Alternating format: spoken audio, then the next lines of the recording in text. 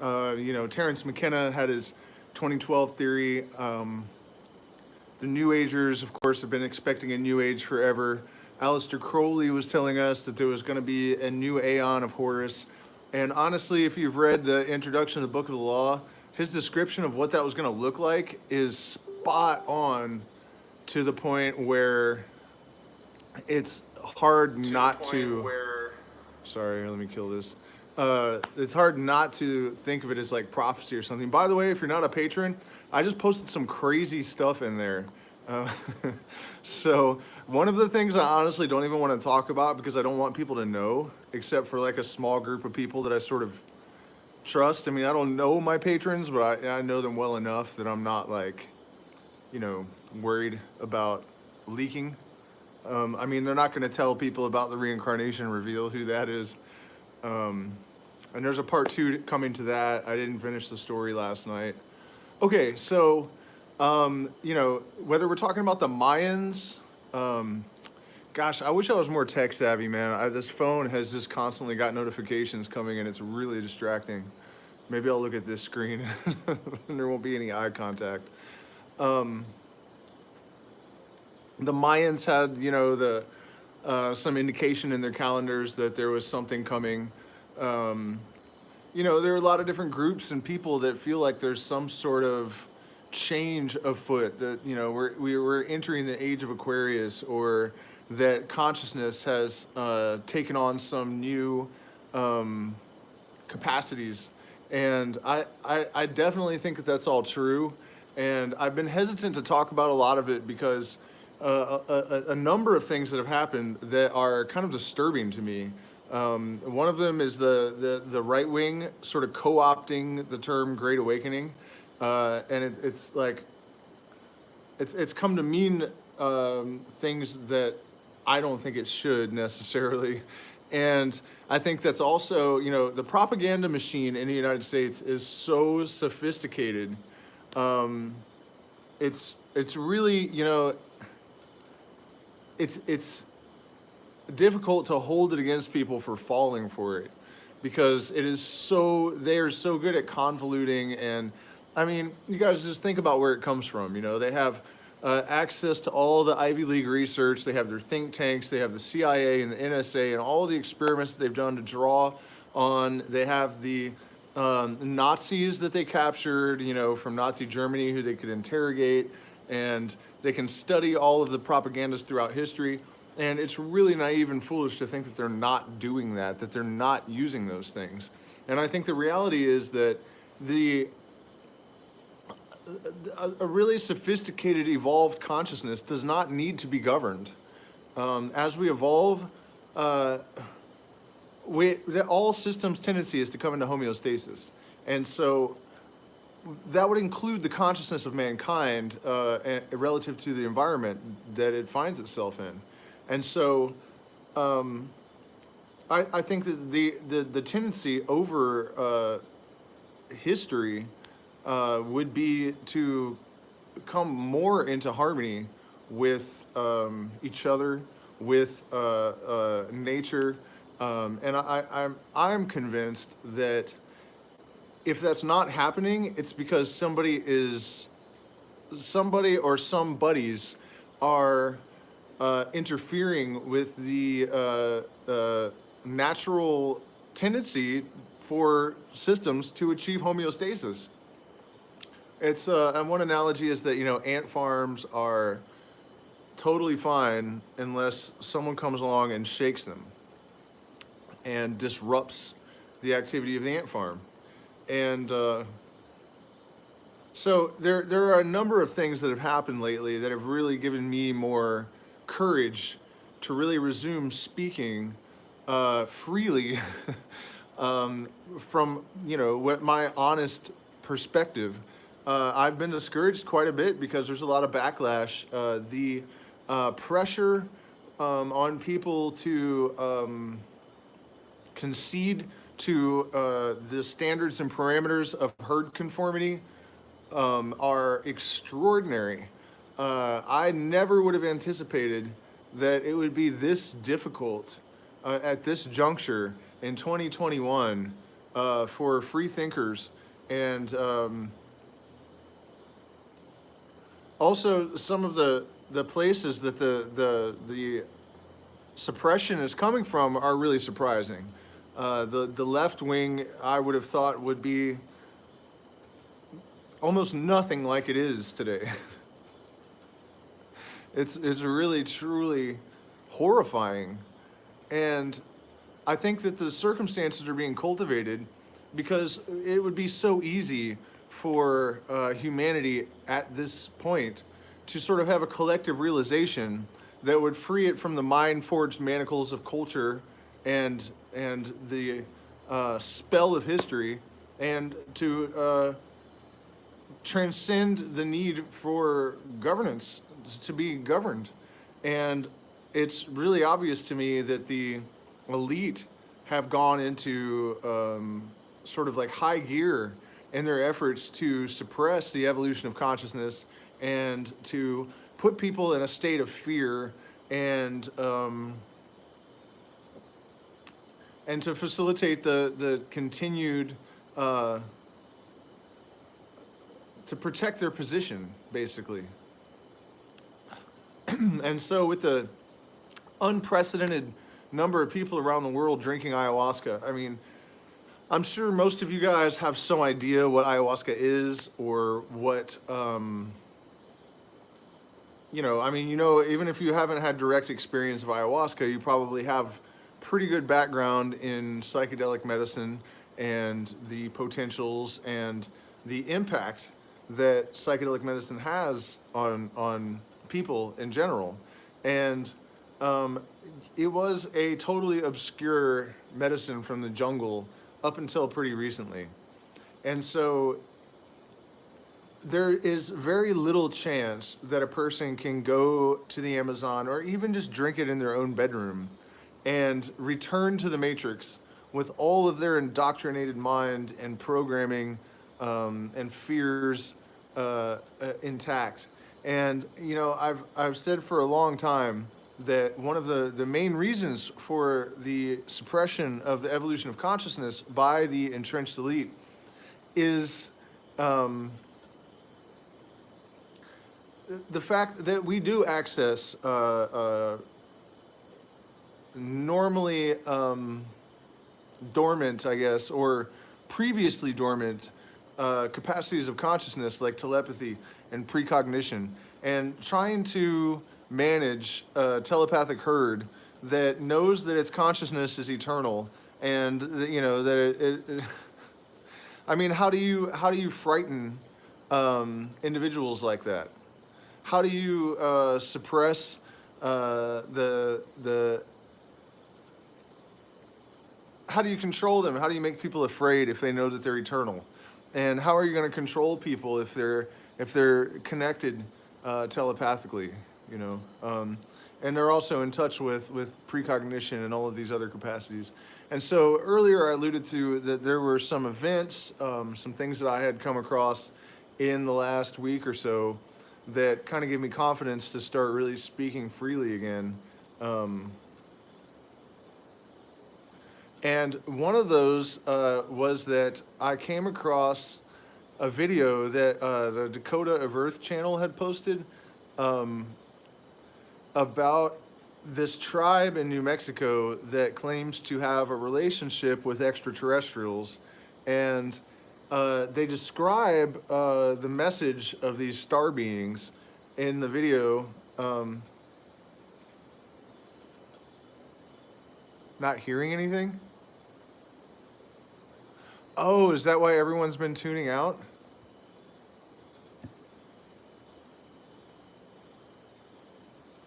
I don't know why you'd... Is anyone else? I mean, you're the only one there, Fernando. That's probably why.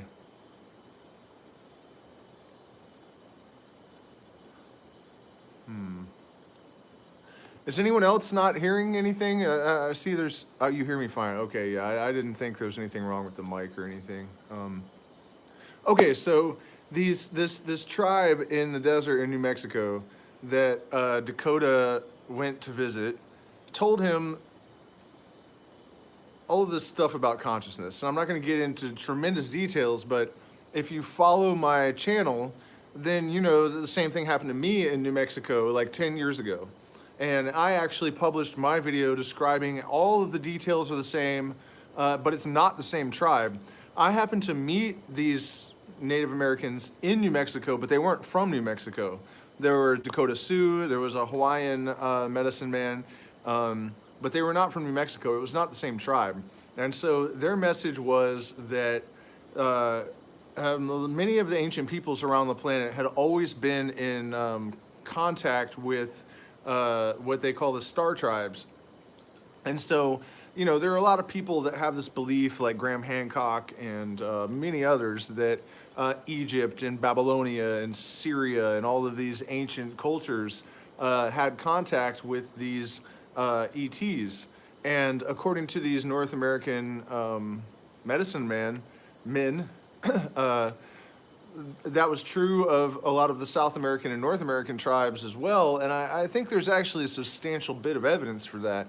The Nazca lines are up there. They happen to point directly to significant, geez, I don't know if it's landmarks, you would call them, like, you know, the pyramids and like Lake Titicaca and all of these things, and they can only be seen from space. And, you know, there's a lot of other stuff, but what was really interesting about this, the parallels, what I was told by these Native Americans who actually called the wind and it blew on command, that's actually how they really got my attention, because they had this like really outlandish, crazy message, and I wasn't really, I mean, I'm open to, you know, possibilities, but even for me, it was a bit much, you know. They're basically saying that these tribes have had like telepathic communication with these star tribes for, you know, for millennia, and they were teaching us all this stuff about consciousness, and they went so far as to say that a lot of our thoughts and a lot of our inventions and you know, the mystery schools in particular were actually telepathic transmissions from the star tribes that we were not really even aware of were coming from the star tribes. And so the other day I clicked on Dakota's video, and he's down there interviewing these Native Americans in New Mexico, and it's a totally different tribe, and they are the same story. I mean, down to every little detail of why we can't see their ships, which is because they're cloaked in a spectrum of light that we can't perceive with our eyes and machinery. And they're teaching us things about consciousness because we're going through a developmental stage that is absolutely critical. And I think that one of the most difficult things for people to accept, the spiritual community, the problem with it becoming an industry is that people pay you to tell them things that they want to hear. And so I think that the reality of the universe that we live in, at least in this manifestation of it, there's a lot of things that are true that people don't really want to hear, you know, and they're true anyways. Facts don't care about your feelings, and the one unforgivable sin that you can make is to refuse knowledge that doesn't pander to your prejudice. Right? And it's only unforgivable not because God won't forgive you, but because you will suffer the consequences of well, I don't know what the hell else to call it, Charles. I mean, you know, it's a bunch of people that are not totally reductionist materialists, you know. Well, however that manifests, and you know, of course, there are commonalities and whatnot. So. So yeah, I mean, there was that, which is, you know, it was a big deal. I mean, just because there was so much information that was completely consistent with everything that I was told by these Native Americans. And also, you know, during this period, I had a lot of direct experiences of ETs. And one such experience, I actually saw a UFO. It was a tiny, I had seen it once before, but I was delivering pizza, and I just happened to catch a glimpse of this little, like, teardrop-shaped thing that flew out behind a cloud and zipped right back behind it. And I just thought, like, that was crazy because its maneuvers were so fluid and like impossible that it, you know, but I didn't like dwell on it too much. I was like, damn, that was weird. And, you know, I just kept going about my business delivering pizzas. I think I was like 19 or something, you know. But I'd seen this thing before. And one of the, as I was saying, one of the claims made by both the, or actually all of these, that was one of the most compelling things about it too, by the way. There was like the Hawaiian medicine man, the Lakota Sioux Sundance. I'll tell you his name, Golden Light Eagle. He's been on Ancient Aliens since then. He's pretty well known, actually.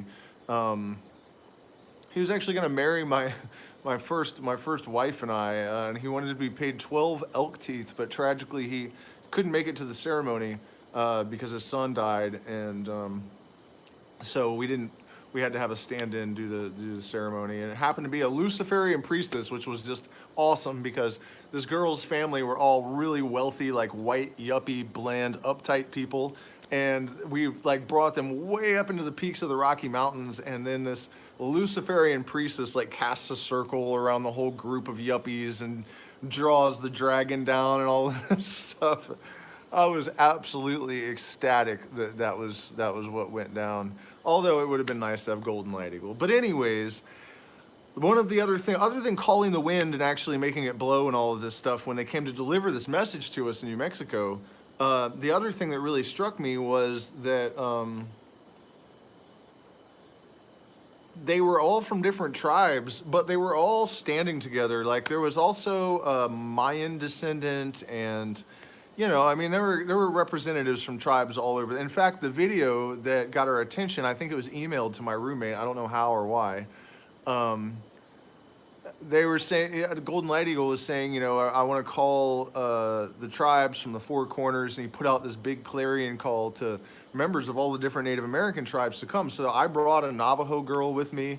There were a lot of different, and they all knew, like even the girl from the Navajo tribe that I brought with me, she knew exactly what they were talking about. And you guys have to remember and believe and understand, there is stuff that Native Americans don't tell white people. It's true.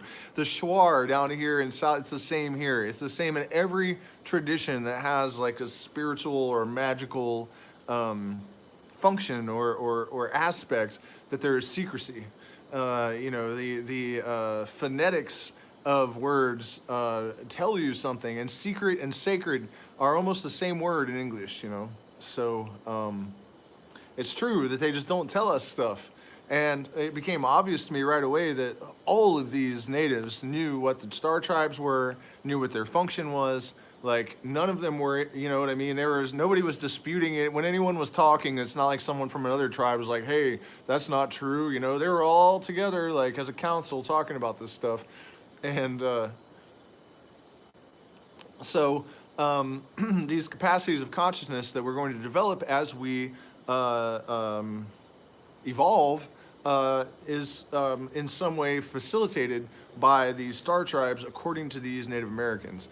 And so that the ship that I mentioned, I kind of got off track a little bit, because what I was saying is that after this encounter with the Native Americans in New Mexico,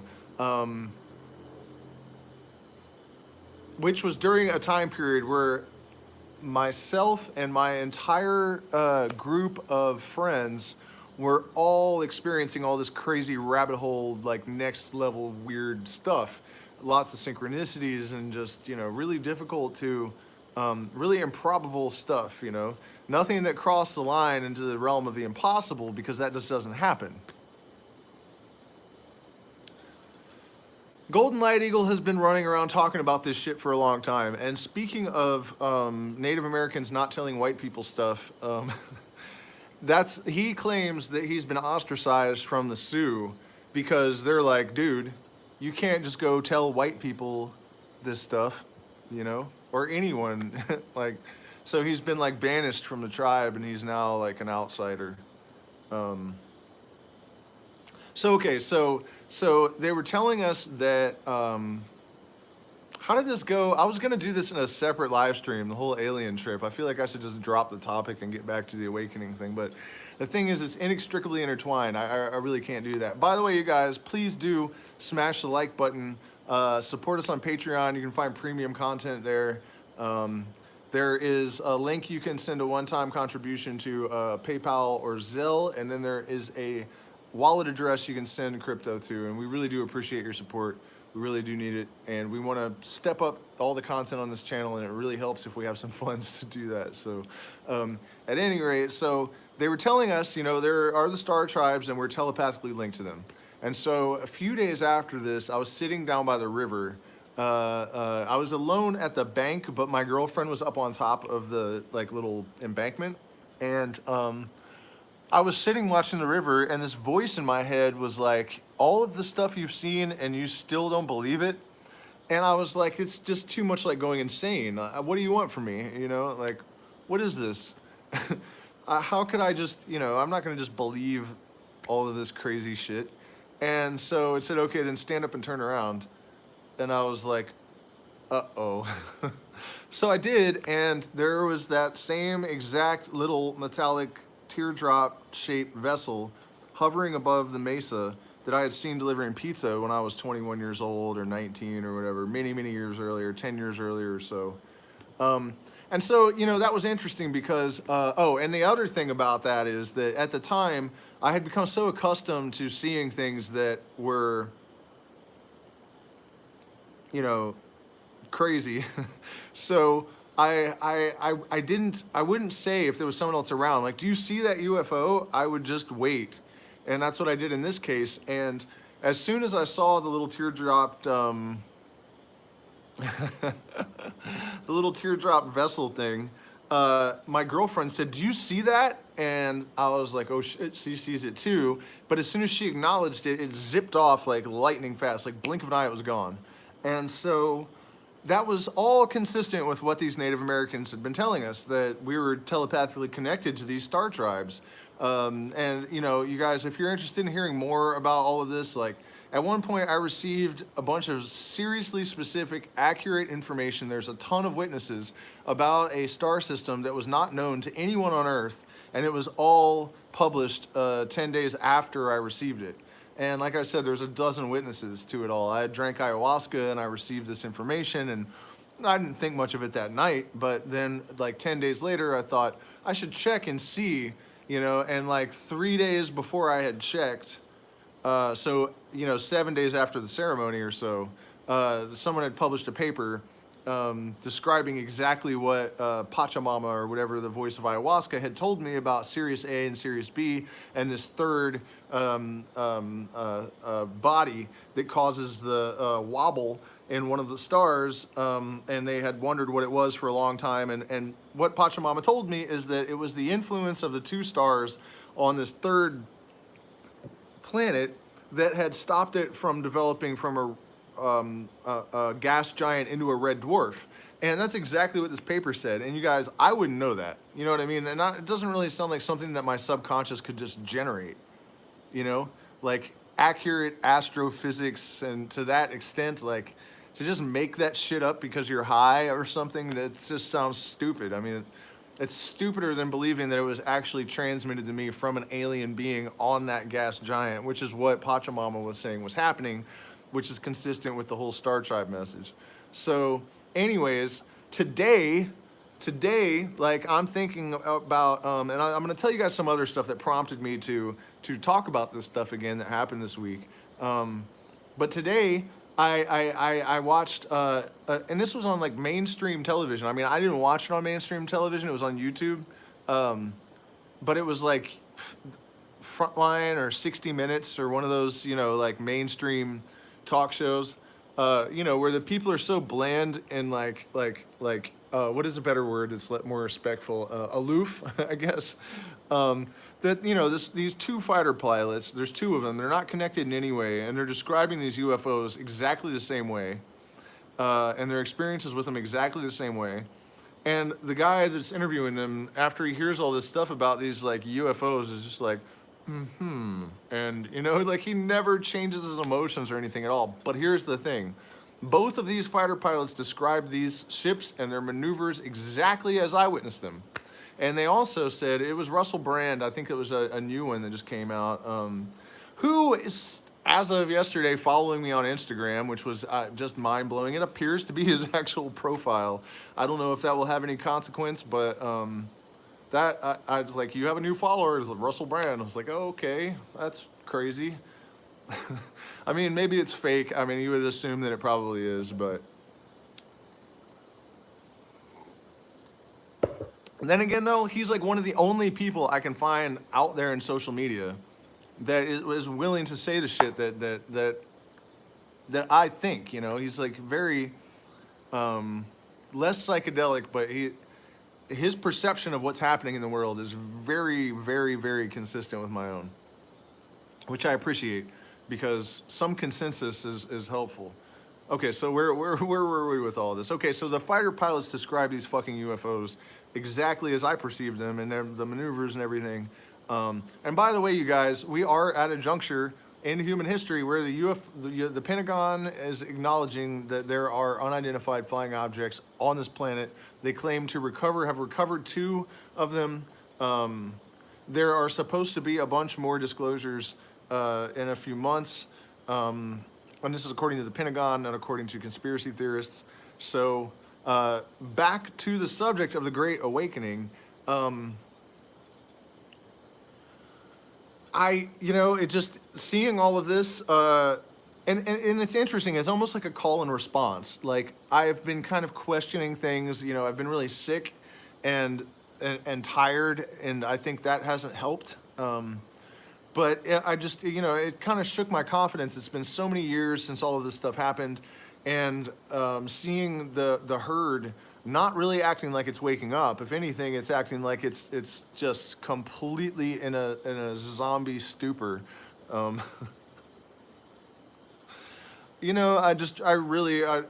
was kind of questioning everything, and then it's like as I was in that state, I just randomly encountered all of these things that, the psychedelic experience the other day really helped, Fernando. I still feel like shit, but I do look better. It's like the dark circles that were there the other day are gone, I'm noticing.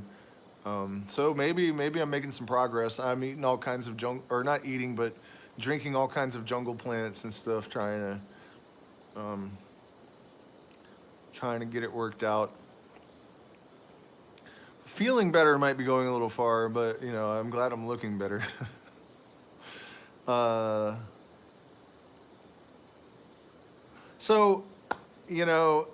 then also a friend of mine came from Europe a week ago or so, and a lot of other stuff happened, a lot of synchronicities and whatnot. And so I just really got a lot of confirmations that all of this stuff is real and true, and it is something that's happening, and it's something that's important. And really what we need is actionable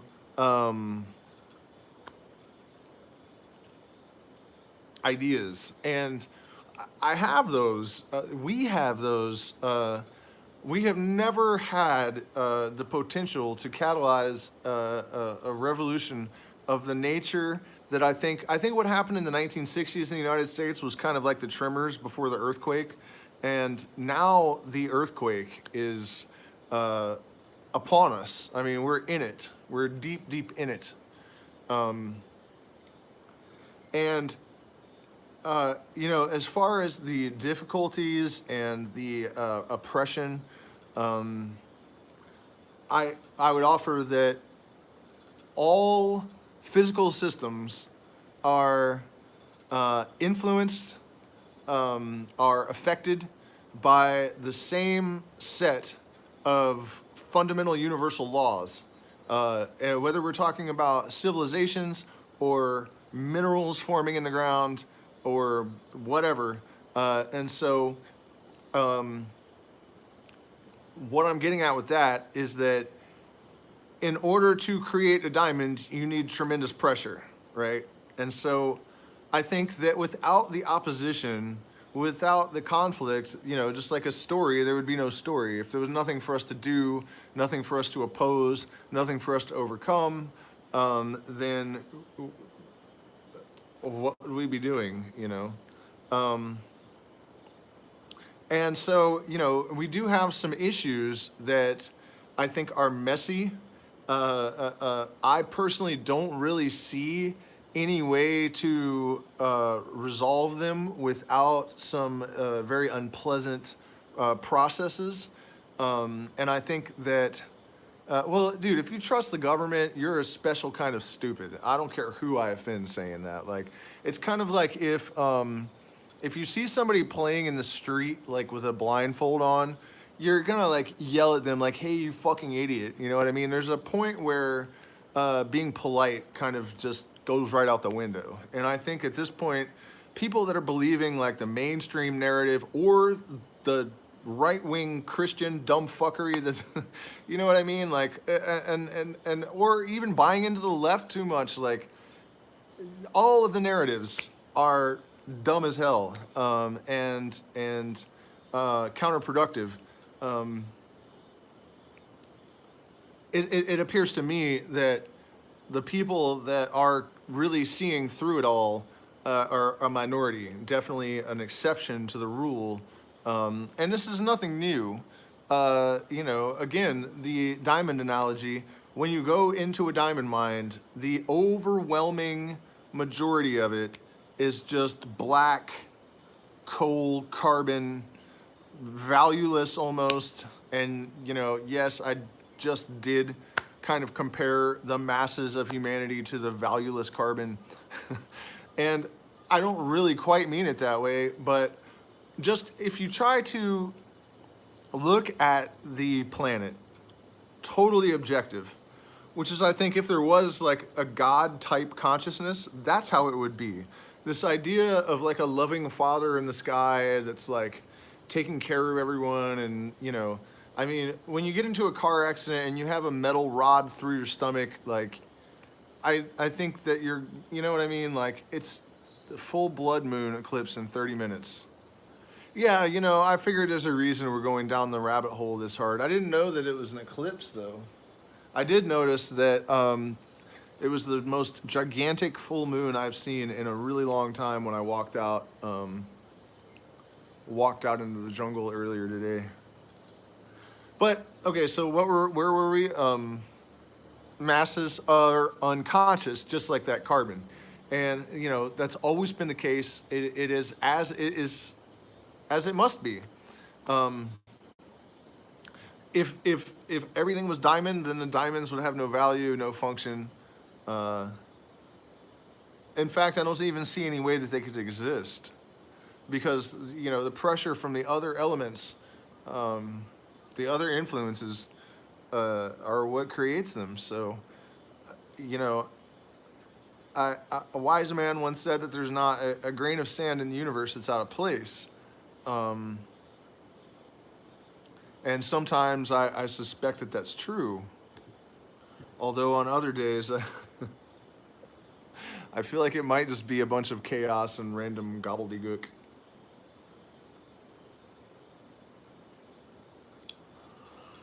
Well, Charles, I think that allowing the government to have any influence one way or the other on what you think is not really the best choice.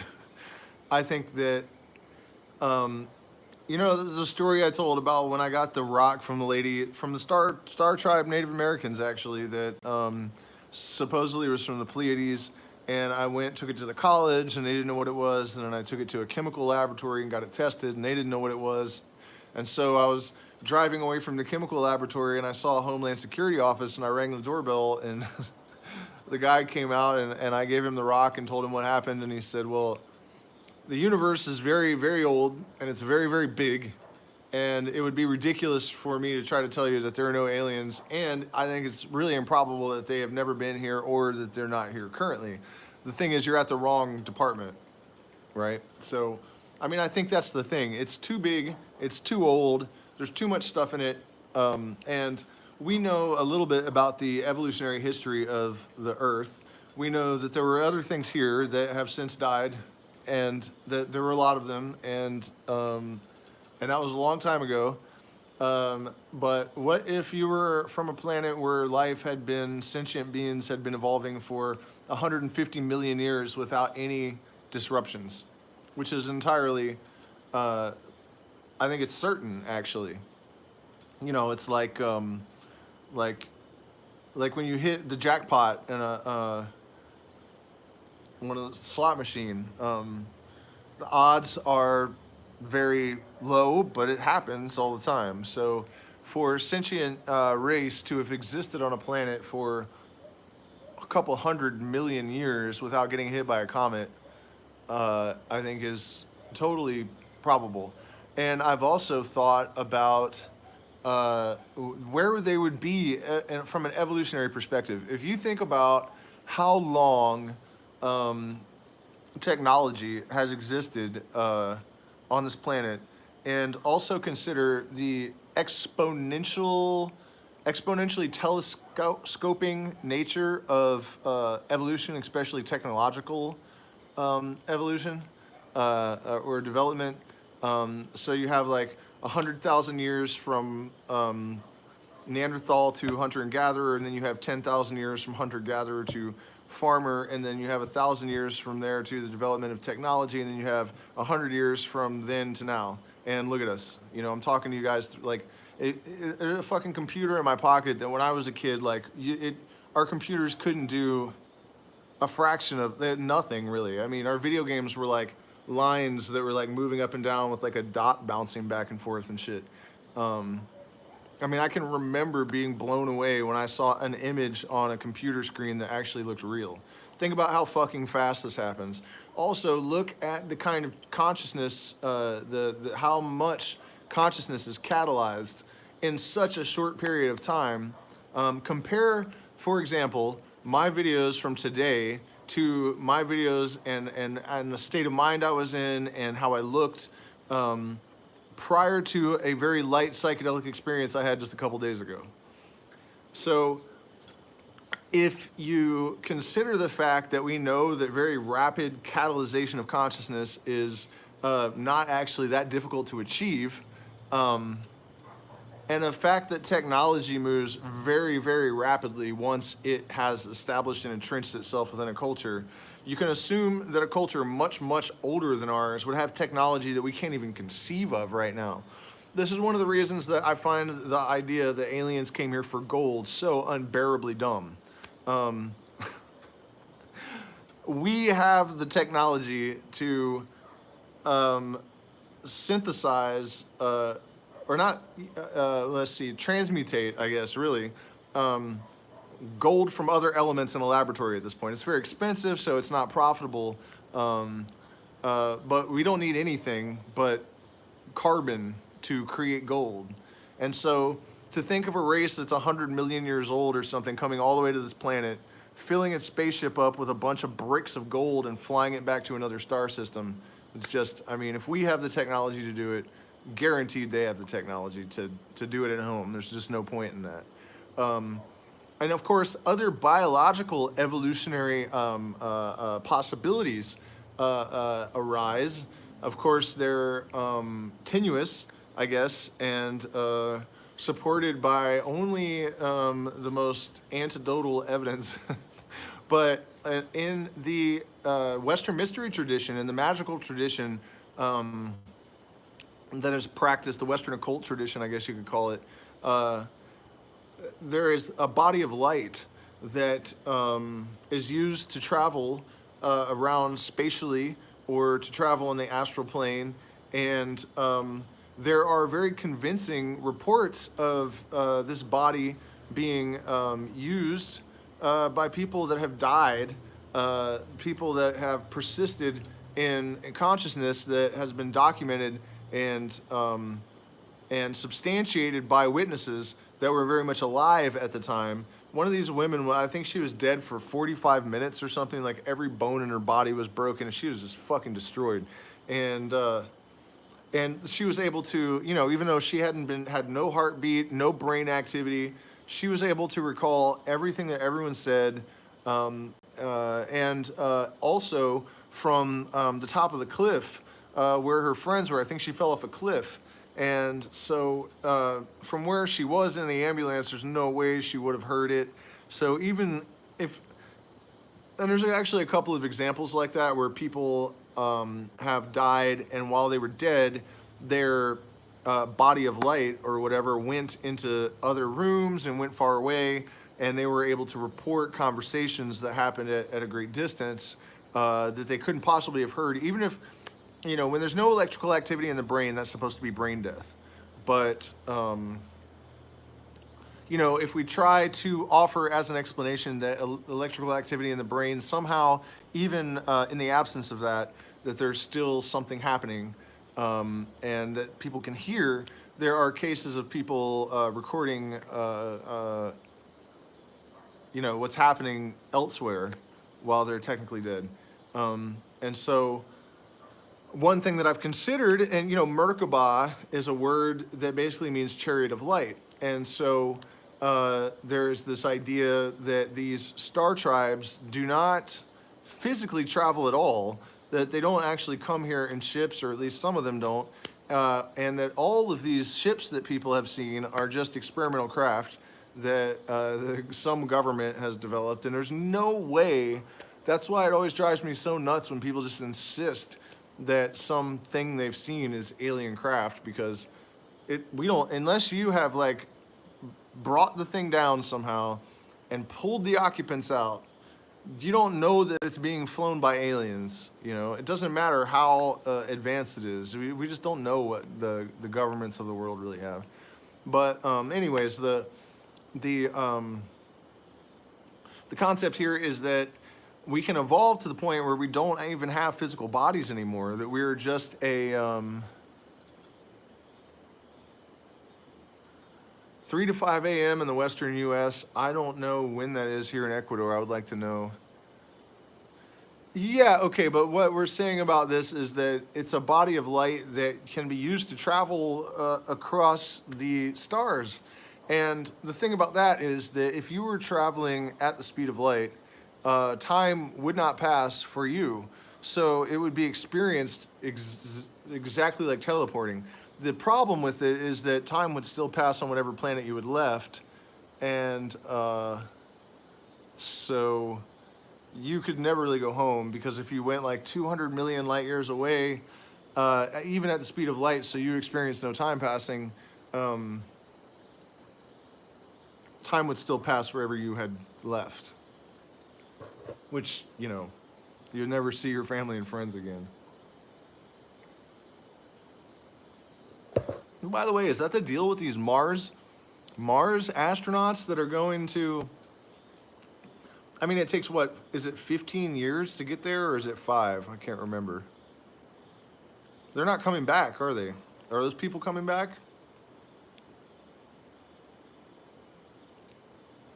Okay, right on, man. Thank you. Yeah, so anyways, we got way off track with the Star Tribe thing, but I do think that that's some part of it. You know, I think that it's going to be interesting if these UFOs the Pentagon has admitted, if they suddenly are forced to admit, or, you know, like if the aliens are just, they just choose to reveal themselves, if they land, they won't be back. Wow, that's crazy. If these aliens choose to reveal themselves, that in and of itself is going to cause a major loosening of the mind-forged manacles of religion and culture, and the matrix mind is going to crack irreparably to a certain extent. And so basically, the bullet point of this incredibly long and weird monologue is that a combination of, okay, so for every action, there's an equal and opposite reaction, right? So the oppression of consciousness is causing this outward, you know what I mean? Like you're pushing in, and so there's something else that's pushing out. And that in and of itself is enough to cause a significant change. But if you combine this like pressure creating diamonds kind of influence with the influence of ayahuasca and LSD and yoga and meditation and all of these things that have some capacity to restore neuroplasticity, to turn down the reducing valve in our consciousness and let in more of the universe, which is truth, you know. People's perception becomes holistic, and it's much more difficult to deceive them.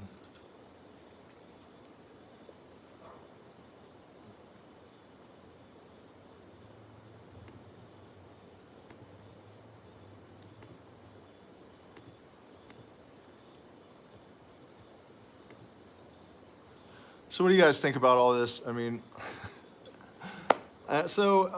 yeah, I mean, the influence of psychedelics, all of these practices that have become popular and trendy, they're having an effect, and I think really that's why you're locked in your fucking house. You know, we have had pandemics, we've had a bunch of them, and I can think of like 5 off the top of my head that were way fucking scarier viruses, and we were never locked in our houses. No one was wearing masks. Feral cannibals living in complex cave systems in Arizona. I think those are called tweakers. In California, yeah, we call those tweakers. Right? Or are you talking about something else? Holy shit. Okay, here's another example of this. You know, in my experience, one of the consequences of expanding consciousness is that you discover that you actually have capacities of consciousness that extend beyond what the matrix mind generally acknowledges. In my experience and according to my observation, even people, you know, that have really devoted a tremendous amount of time to mastering them can't really just do it all the time. Like, there are no psychics ever that I'm aware of that are correct all the time. I think it's extremely insane that people say that, oh, psychics aren't correct all the time, so it's all nonsense. No one is right all the time. Scientists are wrong, physicists are wrong, weathermen are wrong, people are wrong about shit all the time, and without, you know, and that's just with our less subtle senses, like our direct observational perceptual apparatus, even when it is dealing with generally reliable methodologies like, you know, physics equations, you still find yourself in fucking error, right? So from time to time, I don't think that really negates like, you know, psychics are wrong sometimes, so it's all bullshit. That doesn't make any sense.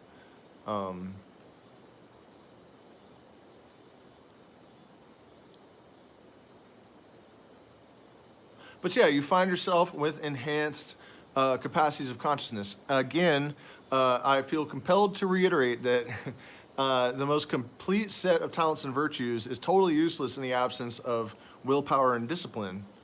And so it doesn't matter if you storm heaven and steal secrets by violence if you don't, you know, the whole Mickey Mouse and Fantasia analogy where he steals the sorcerer's power, but he just fucks everything up because he's not really ready to wield it. This is the same, but it's going to happen if you expand your consciousness. And that's why it's unfortunate that we kind of find ourselves in this position where the antidote to the atom bomb and all of the other things that are wrong kind of rests upon our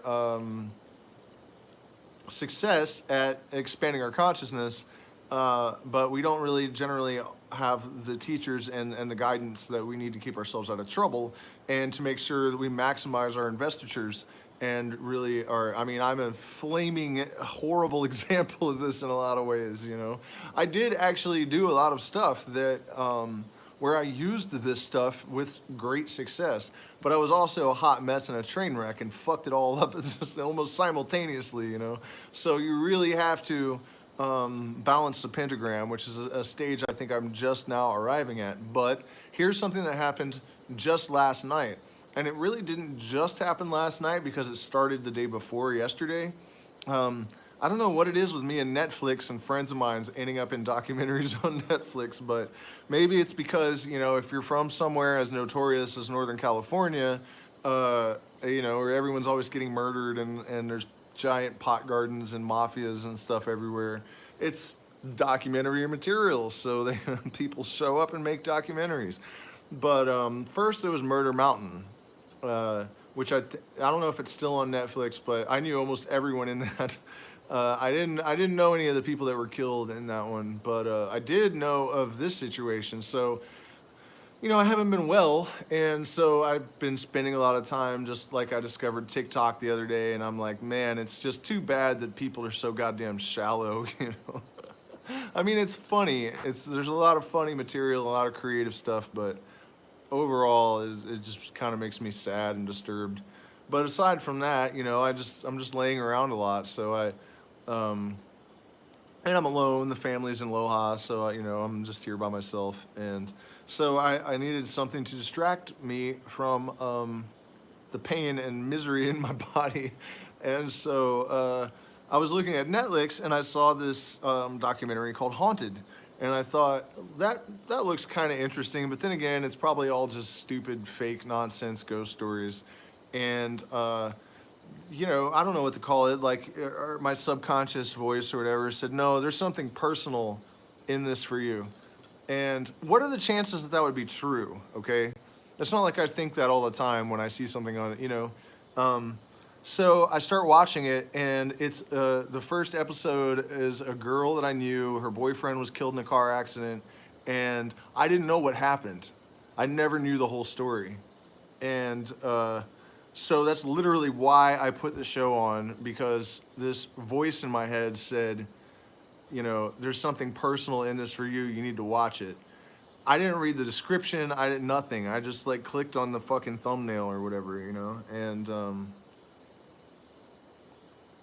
crazy ass story too, man. And not really surprising. I mean, people are murdered all the time. Northern California is just, I mean, I don't know if it's as bad now that the illegal industry is gone, but I mean, how crazy is that? And it's really not that unusual for me to kind of just know things like that. And my experience from interacting with other people that have engaged in similar behaviors is that it becomes a thing. You know, I talk about this a lot, but I think that we undervalue the evidence that has been presented in psychedelic research of, you know, brain scans that show, for example, electrical activity in parts of the brain that we don't ever have electrical activity in otherwise. It's not happening for no reason. And so I think that comes as a great surprise to a lot of people that, for example, smoke DMT, because I think that DMT is so powerful compared to a lot of the other entheogens, that this sort of occult hangover where you start experiencing synchronicities and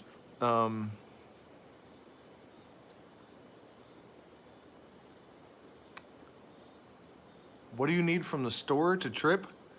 If you live in Colorado, you could go get some psilocybin mushrooms, but the only thing you're going to get at like the grocery store is like dextromethorphan from Robitussin, and I wouldn't recommend that really. Yeah, after smoking DMT, there are really no surprises. In fact, I think that in a way, smoking DMT can be kind of a mistake, because it's like there's your peak experience for your entire life, and now nothing is ever going to be that weird except for more DMT. And I'm not trying to discourage anyone, because I think it's really important. But yeah, what I'm saying is that you know, there are a number of reasons why this happens. One of them is the inter-region communication in the brain. That well, Dustin, the thing about San Pedro that is bought in the U.S. is that 90% of the time it is what is the one that has like almost no mescaline? The PC Pacanoy, almost always. And some of it has no mescaline, so you can just totally waste your time brewing that up. But I've also heard that most of it actually has some, and that you just have to use a lot. But yeah, I mean, you just have to be aware that if you're buying San Pedro cactus in the United States, chances are pretty good it's going to be either weak or to non-active. But yeah, when you expand your consciousness, the parameters of perception, what is available to you to perceive and experience, actually changes, and that that's something I noticed all the way back when I was a teenager. That people that were setting out to do this didn't seem to have a clear idea of like why they were doing it exactly. They're just like compelled by some inner urge or drive, but not without a lot of like thought about like what it could mean, you know. So yeah. So yeah, I mean that's basically, it's been about an hour. I'm starting to cough from talking so much, I think. But I mean, you guys, you can see out of your pineal gland when you drink ayahuasca sometimes. I mean,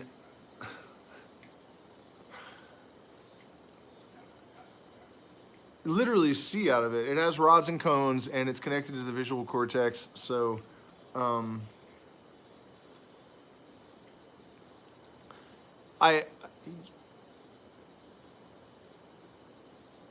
what was the show about? What do you mean? The one that my friend was in? Okay, so I'll tell you the story, I guess. She was from a very abusive Christian family. I don't know if there's any other kind. And she went out to California to trim weed. And she was one of those trimmer girls that hooked up with the grower, which is, there's always somebody at every trim scene that manages to do that. And so I guess they actually fell deeply in love. And one day she noticed that there was a cavity in the wall. And so they smashed through the cavity in the wall, and they found like a bucket that was full of like old congealed blood underneath of a bloody hole in this like shower with a bloody mattress and all these razor blades all over the floor. And then a few days later, they heard like somebody playing a banjo and singing that song, my girl, don't you lie to me. Tell me, where did you sleep last night? And so, being a pot grower, he didn't want to run away because he's got, $500,000 worth of weed planted on the property. And so he decides he's going to try to take this evil, they woke up with cuts all over them too, they said, and they didn't know where they came from. And so,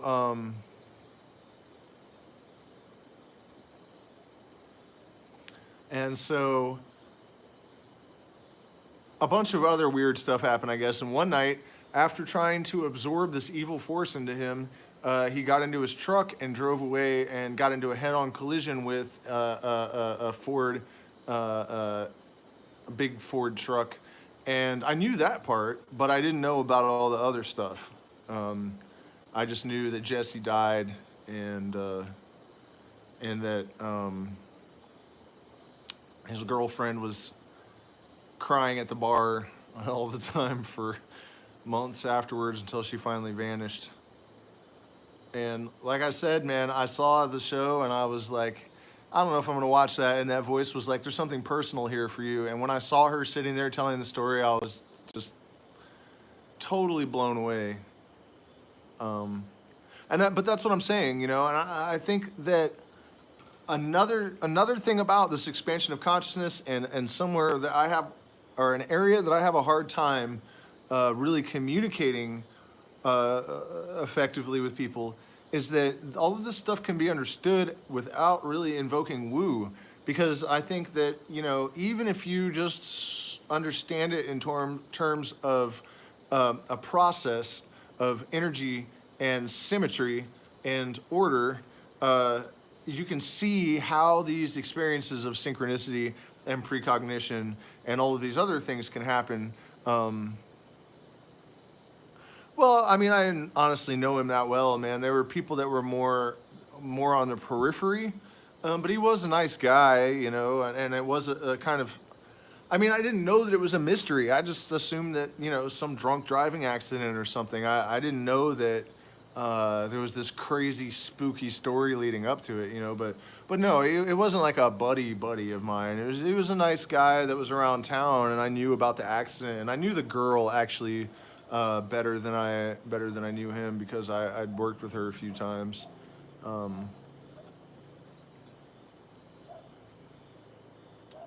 Yeah, that was nuts. But yeah, you know, symmetry and order. I think that that we can understand these experiences without really, you know, I mean, it's like I'm always trying to encourage people to be open to the possibility that our normal, or you know, I guess the matrix mind. Uh, Perception of what our universe is and how it works, that there's more to it than that, but that nothing impossible happens. This doesn't, you know, we're not looking for experiences that transcend the restrictions imposed on them by natural law, because that just doesn't happen, and that's why it can't happen.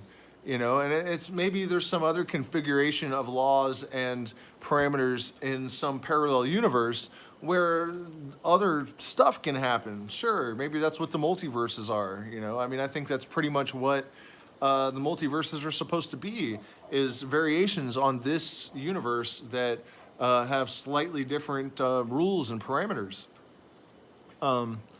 But yeah, I mean, my message basically is that when you expand consciousness, you will have experiences that transcend normal reality, but they don't break any rules. The impossible never occurs. You know, telepathy is real. Precognition is real. What else? I mean, I know those two for sure from personal experience. But you know, people that are selling the manifestation is just whatever you want or believe just rolls up in your driveway out of nowhere. That's definitely not how it works. You have to put all of the real world mechanisms in place. And sure, consciousness may have some role in facilitating the success of your endeavors, but it's not that alone. You are not going to just pray your way into millions of dollars. You know what I mean? But I think that a person with an expanded consciousness, a person that has increased the communication between the different regions of their brain, a person that has electrical activity in parts of the brain that aren't used by people that don't take psychedelics, has advantages that do transcend what most like normies would entertain as even possible. And I think that there's probably different degrees of facility from person to person, but it's sort of like one of the catalysts that will create the Übermensch of, I think, Nietzsche, right? Wasn't that his concept?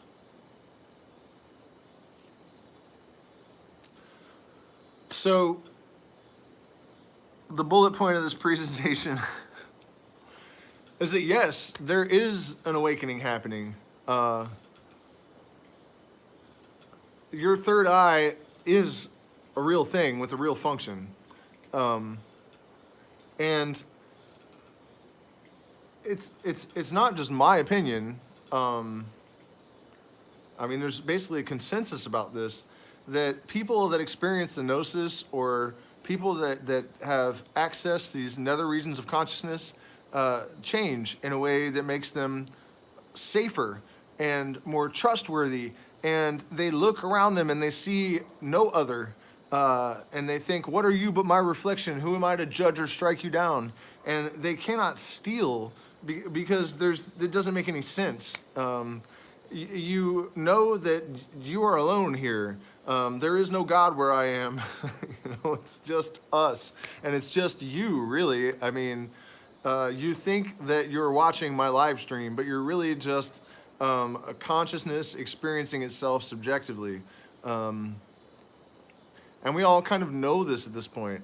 And so that I think our big struggle right now is to find a way to make this transition without compelling the entrenched elite to completely destroy us and possibly even the whole planet trying to stop us from creating a new world from the ashes of the old one. That is our task, whether we choose to accept it or not. That's what's happening. And regardless of what a lot of people would tell you, I don't think success is really assured. I think that it's likely, because I think that when you align yourself with the organizing principle, the order, the consciousness that imposes order upon the chaotic energy that constitutes the universe, you find that you are empowered in ways that are surprising and even transcendental. And so I think that for order to be victorious over entropy and chaos is a nearly a mathematical certainty.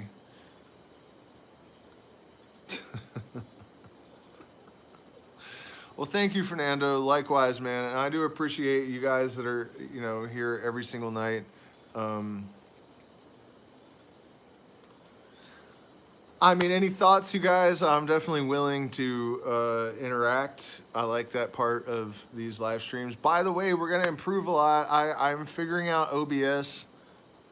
So we're going to be streaming in 4K soon.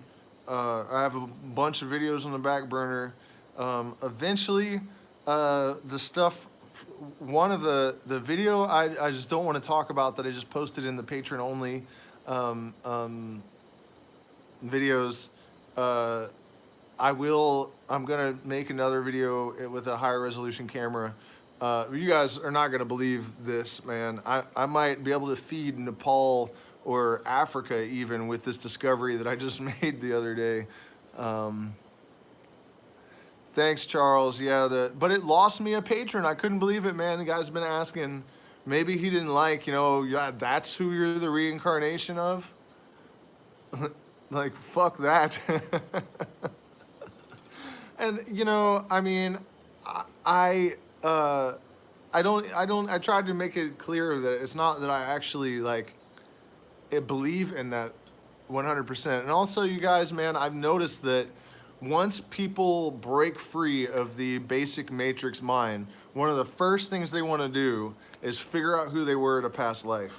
And again, I'm not totally convinced of the existence of past lives, although I have to, the evidence that I have, my experience suggests very strongly to me that it is a thing, in some form.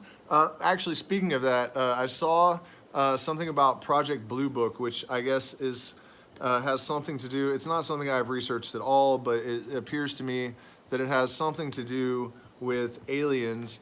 And I guess one of the things that supposedly the aliens told them in Project Blue Book was that death is a human construct, and that we actually are one life that will eventually perceive everything from the perspective of every possible perspective that has been animated by that one life.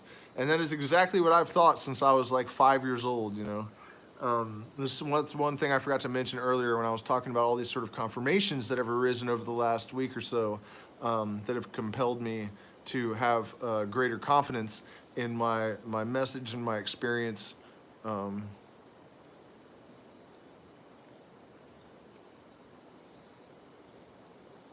So, and then, I mean, okay, so I guess the only really reasonable way to wrap this up is to talk about those actionable ideas, because what we have to do in order to be successful at, I mean, we can't kid ourselves, you guys. One of the one of the things that I've observed watching the cryptocurrency groups is that they operate in much the same way. It's microcosm, macrocosm. It's always that way. And so there's this trend in our culture at large right now. If anyone says anything negative, you just cancel them. Like, people just don't want to hear anything negative, and I think that's super stupid. Super, super, super, super, super fucking stupid. And if you do that in these crypto groups, if you ask any questions that cast the project in a negative light, people accuse you of fudding and you get banned. So it has the same effect, though, that I think is negative in society at large, which is that if anyone has any valid criticisms that need to be addressed by the collective, they are dismissed before they're even introduced, almost. So,